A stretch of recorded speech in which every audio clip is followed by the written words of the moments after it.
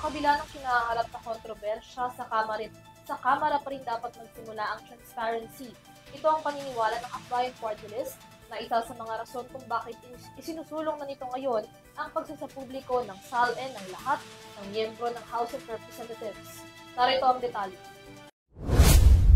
Sa gitna ng kontrobersyang kinaharap ngayon ng House of Representatives at ng Senado bunsod ng mga aligasyon ng korupsyon at katiwalian kaugnay ng mga anomalya sa flood control project sa bansa, mas lalo lamang lumalakas ang mga panawagan ng transparency at pananagutan ng mga opisyal ng pamahalaan.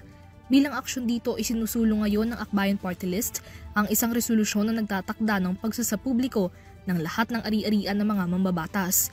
Inihain na Akbayan Party List Representatives Chel Jokno, Percy Sendanya, Dada Ismula at Dinagat Islands Representative Kaka Bag-aw ang House Resolution No. 271 na nagsusulong na maisapubliko ang Statements of Assets, Liabilities and Net Worths o SALNs ng lahat ng miyembro ng mababang kapulungan.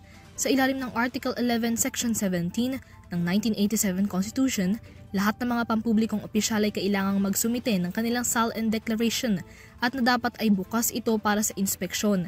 Sa kabila ng itinatakda ng batas, noong 2020, nilimitahan ng Office of the Ombudsman ang public access sa SALN ng mga public officials.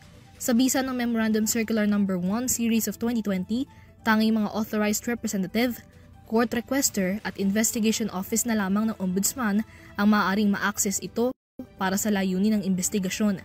Ngunit sa gitna ng mga revelasyon patungkol sa bilyon-bilyong korupsyon sa mga proyektong kontrabaha kung saan dawit ang ilang mga miyembro ng Kamara, iginiit ng akbayan na napapanahon na upang mas maging bukas sa publiko ang SALN ng mga mambabatas. Para kay Jokno, kailangan manguna ng mababang kapulungan at ng mga mambabatas sa pagsusulong ng transparency at accountability na magiging ehemplo para sa lahat ng mga opisyal ng pamahalaan.